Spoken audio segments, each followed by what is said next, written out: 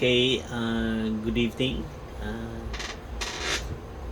Today, I will show you the demo of this MCU controller, the Espressif ESP32S3 Dev Kit C-1 and the RFID unit. Yan yung pinaka-antena niya. So we integrate this two, no. So ito galing to sa panorama sa office natin sa planta. So we program the MCU yan, using Arduino. So right now it's connected in the computer. So we can monitor the transaction happen in the MCU. So ito sa taas we have the get API, the table test. Nakikita nyo naman sa kanya. So it refresh every 5 seconds. Kita nyo siya, the ID, ito yung record number niya, the RFID value, and the date timestamp. Nasa cloud na po yan. Every time we scan, it refresh and display the top 10 last top 10 values.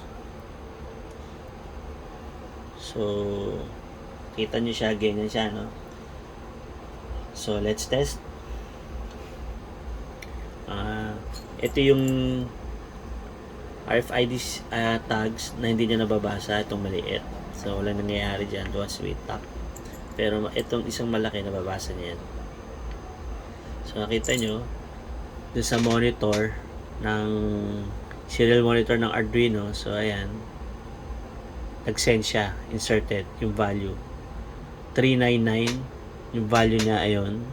Then ito yung ID niya 33D6F20D and that timestamp 558. So mag-6 na, no? So let's try the RFID cards. 399, remember 399 yung ID, dapat magiging 400 na yan. So ayan. So nakita niya, dalawang insert ako, magiging 401 yan. 400 tsaka 401. So yun yung ID. So nakikita niyo nagdo-duplicate siya. So i-adjust na lang namin yan. Magkakaroon kami ng logic sa loob. Dapat walang magdo-duplicate.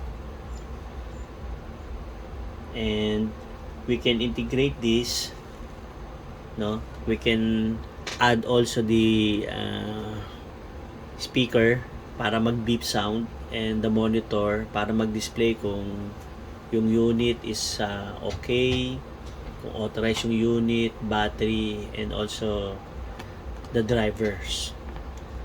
So makikita siya na naka-record base na yan. Pag tap mo uli, ayan siya. So nabasa niya. So 402 na, ibang ID number na yan.